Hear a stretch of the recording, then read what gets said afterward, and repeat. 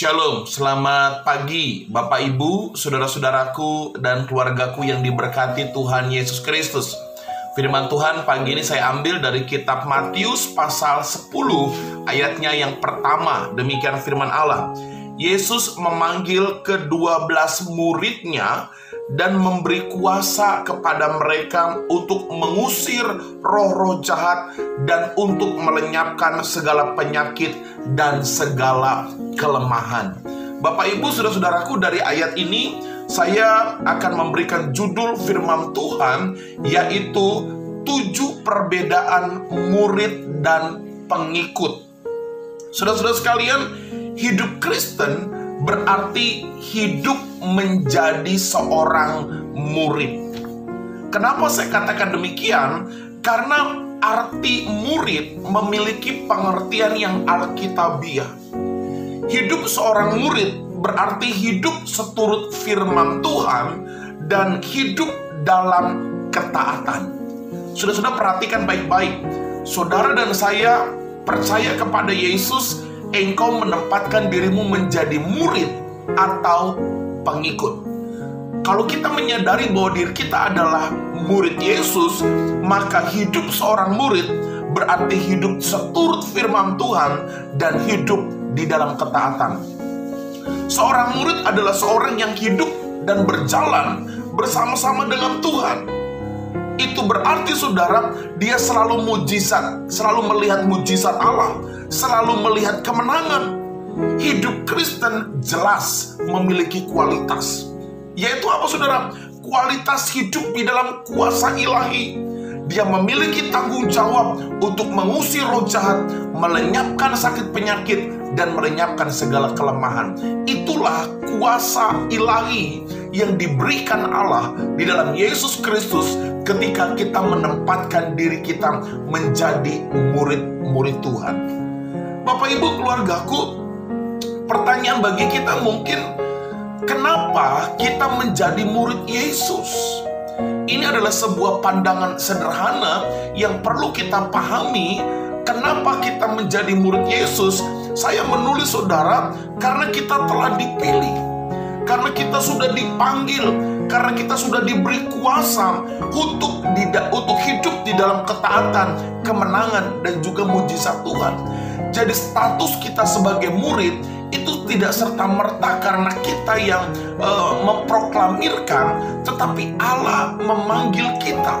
Allah memilih kita untuk menjadi murid-muridnya. Karena itu kita harus hidup seperti murid, bukan seperti pengikut. Bapak Ibu, seorang murid itu berbeda dengan pengikut. Kenapa saudara? Karena seorang murid berarti dia selalu berjalan bersama-sama dengan Yesus. Berjalan bersama-sama dengan Yesus berarti berjalan dalam kehendak dan rencananya. Apapun badai kehidupan yang terjadi di dalam dirinya, karena dia adalah seorang murid, maka dia akan tetap berjalan bersama-sama dengan Tuhan.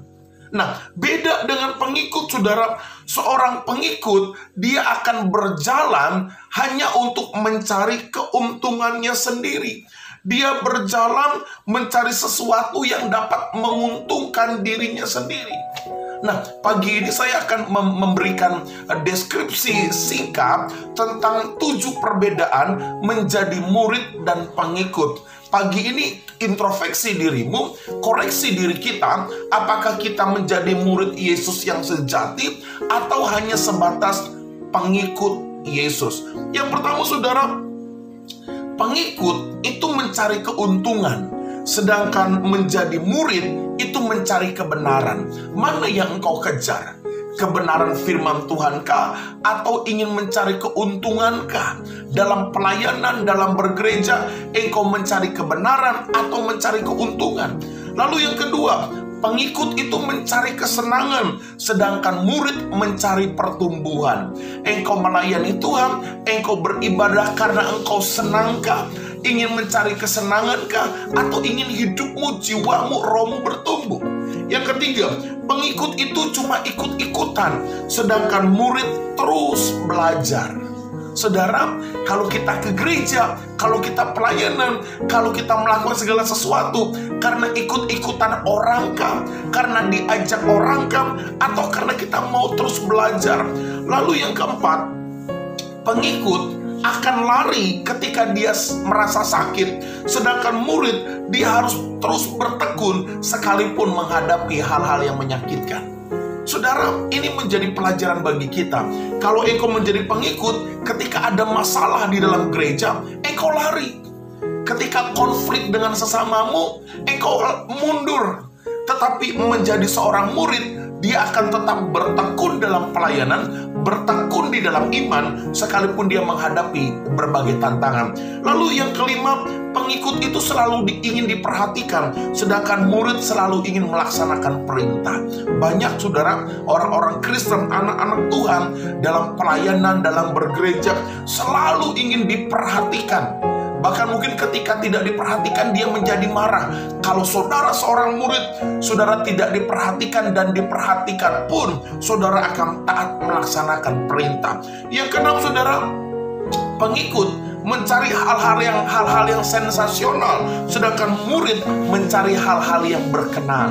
Saudara, menjadi pengikut Yesus selalu ingin cari yang sensasional, selalu cari sesuatu yang takjub, cari sesuatu yang mungkin kelihatannya beda daripada yang lain. Sedangkan murid, dia bukan mencari itu, dia mencari sesuatu yang berkenan kepada Allah. Yang ketujuh, pengikut itu sementara, sedangkan murid akan tetap bertahan kekal.